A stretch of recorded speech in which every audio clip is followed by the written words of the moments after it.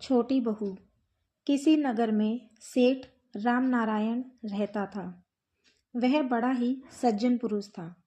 उसकी निगाह में छोटे बड़े या अमीर गरीब में कोई भेद नहीं था। मगर सेठानी के विचार विपरीत थे। सेठानी के 3 बेटे थे। 2 बेटों की शादी सेठानी ने अपनी मर्जी से की थी। तीसरे छोटे बेटे की शादी सेठ जी के दोस्त की पुत्री से हुई थी। सेठानी को छोटी बहू फूटी आंख नहीं सुहाती थी।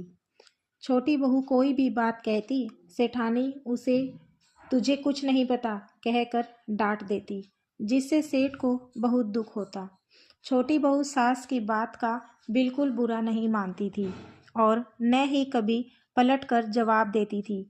एक बार सेठ ने सेठानी से कहा कि हमें घर की और व्यापार की जिम्मेदारियां अब बहू बेटों को दे देनी चाहिए।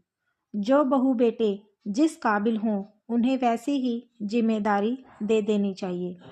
सेठानी ने कहा, घर के खजाने की चाबी बड़ी बहू को सौंप देनी चाहिए और व्यापार मंझले बहू बेटे संभालेंगे। छोटी बहू तो घर का चौका बर्तन ही कर सकती है। सेठ ने कहा, आदमी की सफलता या असफलता उसकी पत्नी पर निर्भर होती है। पत्नी की सलाह से ही आदमी काम करता है। इसलिए किस बेटे को क्या जिम्मेदारी सौंपी जाए, किस बहू को क्या काम संभालना है, इसके लिए तीनों बहू बेटों का इम्तिहान लिया जाएगा। सेठानी तैयार हो गई। तब एक दिन सेठ ने तीनों बहू बेटों को बुलाया। उनसे एक एक कटोरी गेहूं दिए और कहा, 1 साल बाद मैं तुम तीनों से यह गेहूं वापस ले लूँगा। जी पिताजी। तीनों बहुएं और बेटे अपने अपने कमरे की ओर चल दिए। पिताजी तो लगता है पागल हो गए हैं। भला हमारे घर में गेहूं की क्या कमी है जो इसे संभाल कर रखें।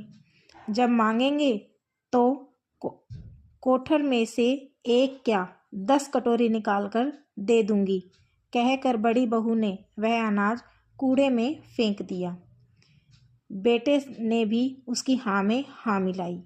मंझली बहू ने वह कटोरी ले जाकर रसोई में रख दी। उसका विचार था कि गेहूं का इस्तेमाल रसोई में ही होता है। छोटी बहू ने अपने पति से विचार विमर्श करके एक चिट्ठी लिखी और वह कटोरी उस चिट्ठी के साथ नौकर को देकर अपने पीहर भेज दी। 1 साल बाद सेठ ने तीनों बहुओं को बुलाया और कहा कि लाओ मेरी अमानत। बाबूजी, हमारे घर में बहुत अनाज है, कोठर में से अभी निकाल लाती हूँ। बड़ी बहू बोली, तुमने मेरे दिए अनाज का क्या किया बहू?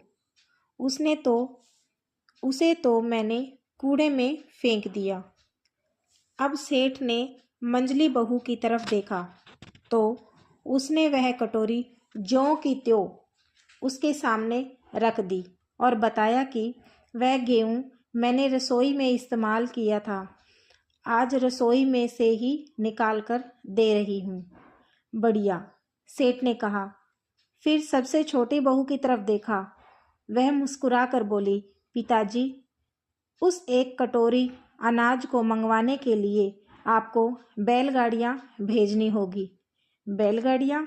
वह क्यों बहू? तुमने उस अनाज का क्या किया? पिताजी, मैंने गेहूं की वह कटोरी अपने भाई के साथ अपने मायके भिजवा दी थी, जिससे उसने खेतों में बो दिया।